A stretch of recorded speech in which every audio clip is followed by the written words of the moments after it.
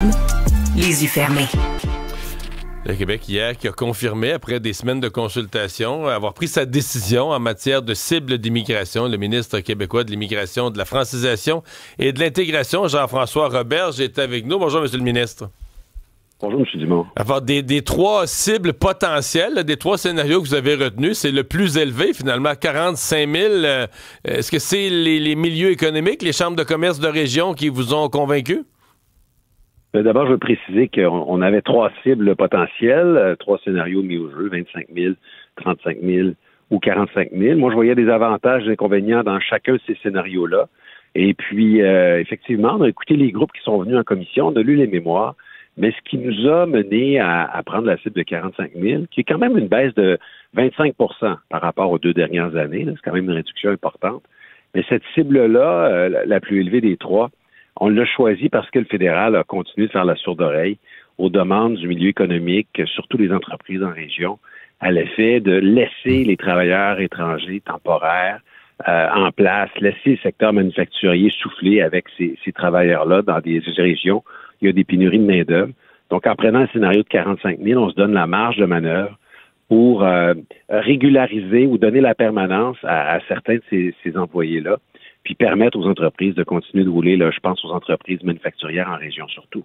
Ce qui avait marqué la perte de contrôle en matière d'immigration, bon, c'était pas nécessairement les permanents, les immigrants choisis permanents, c'était toutes les autres catégories, les demandeurs d'asile qui rentraient hors contrôle au chemin Roxham, à l'aéroport, les travailleurs étrangers temporaires, les étudiants, les faux étudiants. Est-ce que comme ministre de l'immigration, aujourd'hui, vous, l'automne 2025, vous êtes en mesure de dire que, puis là, je combine Québec-Ottawa, là, que vous, comme Québec, là, on a repris le contrôle de ça? Au Québec, dans nos champs de compétences, on a repris le contrôle. Comme je vous dis, une réduction d'à peu près 25 avec une cible à 45 000 cette année. Un ménage important, non pas dans nos cégeps et nos universités, mais dans des espèces de collèges privés qui vendaient la citoyenneté ou la présence sur le territoire québécois au rabais avec des formations courtes de niveau collégial, mais pas des decks là, complets. On est intervenu avec une loi à la fin de l'année passée. On a corrigé ça. C'était nécessaire, on l'a fait.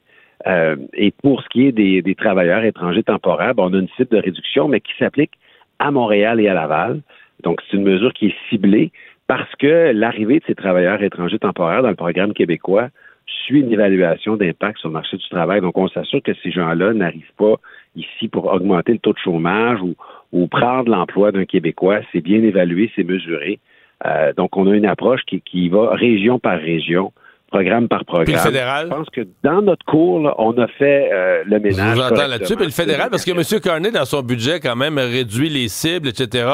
On a l'impression quand même que depuis un an, au fédéral, il s'est passé des choses. Est-ce que vous le sentez? Ils ont changé de discours, mais je suis obligé de dire qu'ils se trompent de cible. Quand le gouvernement fédéral arrive et dit « Moi, je vais réduire de 50 les étudiants étrangers », il envoie un mauvais message à la planète entière, comme si au Canada, nous autres, on ne voulait plus d'étudiants étrangers.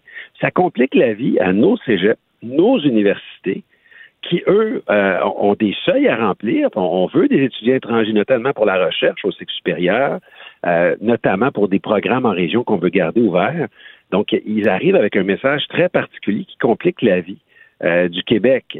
Même chose, comme j'ai dit tout à l'heure, pour les travailleurs étrangers temporaires, pour lesquels, au Québec, on a une approche qui est très mesurée et ciblée. C'est compliqué ce qu'ils viennent faire. Là. Ça ne vient pas nécessairement aider. Nous, on a une demande très claire à Ottawa. On dit il y a 2 programmes très clairs. Écoutez-nous, Ottawa, là, il y a 2 programmes pour lesquels vous devez réduire. Les demandeurs d'asile, le Québec reçoit presque le double de ce qu'il devrait recevoir. Ça, c'est encore vrai. Là, en 2025, ça va être encore ça. PMI, là, Programme Mobilité Internationale. Ce sont ces 2 programmes-là. Et tant qu'Ottawa ne bougera pas là-dessus, ben, il nuira plus qu'il aide. OK. Mais les demandeurs d'asile, parce que là, le chemin Roxham, c'est fermé. Les demandeurs d'asile, vous dites, c'est encore le Québec qui reçoit une part disproportionnée. Ça, c'est pas réglé en 2025.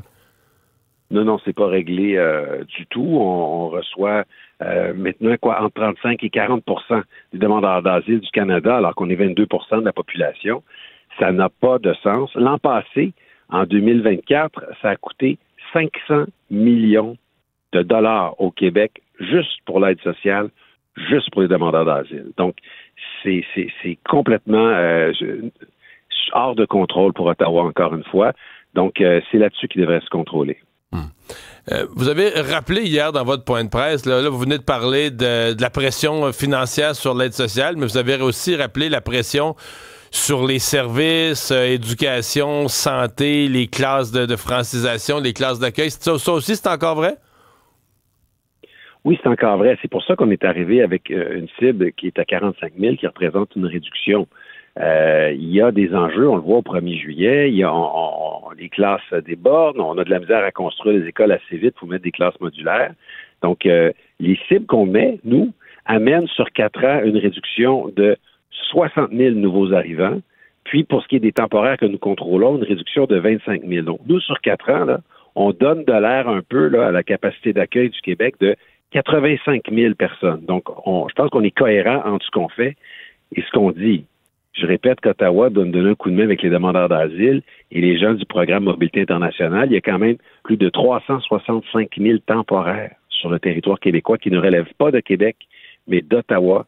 Et on s'attend à ce qu'ils bougent là-dessus. Question d'auditeur sur le texto. Là. On a quelqu'un qui nous dit, dans les critères du PEQ, un candidat devait avoir au moins 1800 heures de formation au moment de l'obtention du DEP.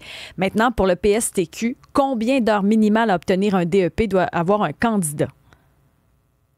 On va donner le programme sélection des travailleurs québécois à des gens qui travaillent. Donc oui, je vous dirais, il y a 2 priorités qu'on va mettre de l'avant pour donner la résidence permanente, la citoyenneté, à des gens qui sont sur le territoire. Ça va être d'abord les diplômés du Québec, des gens qui ont une formation professionnelle, collégiale, universitaire, puis les travailleurs étrangers en région qui gardent nos industries ouvertes. On n'a pas nécessairement un nombre d'heures particulier, mais il faut avoir complété son diplôme et y avoir un emploi. On va aussi, donc, c'est vraiment le critère d'avoir un emploi, puis idéalement en région. Une sélection régionale, ce qui est vraiment important, parce que pendant des années, les gens arrivaient à Montréal, puis après ça, on essayait de les convaincre d'aller en région. Donc, on va régionaliser l'immigration. Le succès, on va dire, est mitigé pour rester poli. Donc, ce qu'on veut faire, nous, plutôt, c'est attirer les gens d'abord en région, qui posent leur valise en région, et ensuite leur donner la citoyenneté. Je pense que ça va être une opération de régionalisation qui aura beaucoup plus de succès. Jean-François Roberge, ministre de l'Immigration, merci d'avoir été avec nous. Merci beaucoup. Au revoir.